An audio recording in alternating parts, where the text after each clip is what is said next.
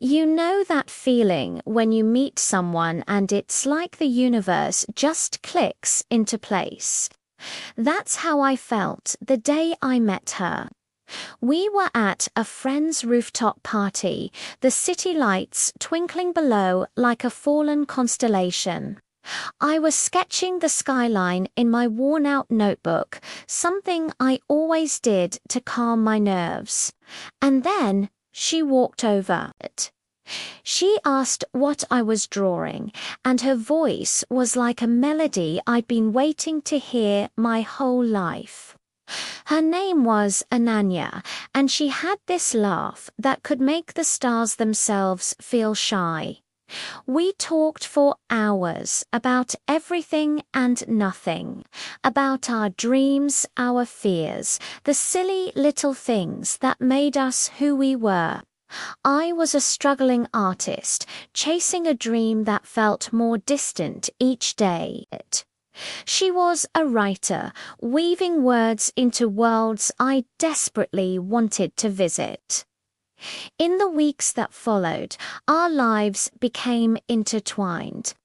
We'd spend afternoons in quaint little cafes, her writing in her journal while I sketched her. I drew her 1,000 times, trying to capture the light in her eyes, the gentle curve of her smile. She was my muse, my inspiration. With her by my side, my art transformed. The colors became brighter, the lines more confident. She saw the artist in me, even when I couldn't see it myself. She'd read her stories to me, her voice painting pictures more vivid than any I could create on canvas. Her stories were full of hope and magic, and in her world, anything was possible. She believed in happy endings. I started to believe in them too. We were two incomplete halves that together felt whole. She filled the empty spaces in my life I didn't even know existed. The title of her latest story was Purnotay Tumi, which she told me meant "You are my completeness." I knew she was writing about us. One day, I got a call. It was from a major art gallery. They had seen my work, the pieces inspired by her, and they wanted to offer me a solo exhibition. It was the break I had been dreaming of my entire life. I couldn't wait to tell Ananya. I rushed to our favorite cafe, my heart pounding with excitement. But she wasn't there. I called her, but her phone went straight to voicemail. I checked her apartment, but it was empty. A week passed, then two. It was like she had vanished. The joy of my upcoming exhibition was overshadowed by a gnawing emptiness.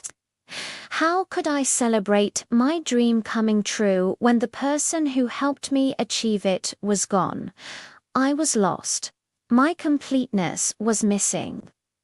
The night of the exhibition opening was a blur. People were congratulating me, praising my work. But all I could see were the empty spaces in the crowd where she should have been. Every painting on the wall was a testament to our time together, a memory of her laughter, her encouragement, her belief in me. As the evening was winding down, a woman approached me. She introduced herself as Ananya's sister. My heart stopped. She handed me a beautifully bound book. It was Purnotay Tumi. My hands trembled as I opened it.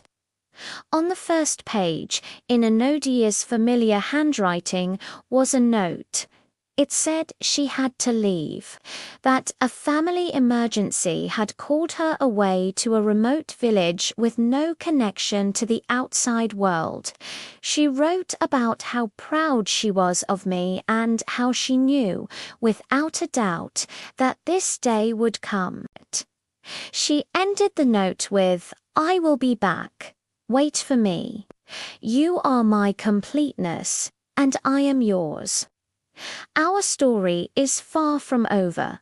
Tears streamed down my face, but for the first time in weeks, they were tears of hope, not despair.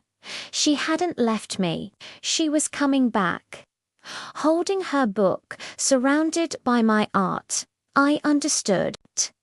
She wasn't just my muse. She was my masterpiece. And I would wait for as long as it took for my completeness to return. Because some love stories aren't just written in the stars, they're sketched into our very souls. Thanks for listening. If this story touched your heart, please like and subscribe for more.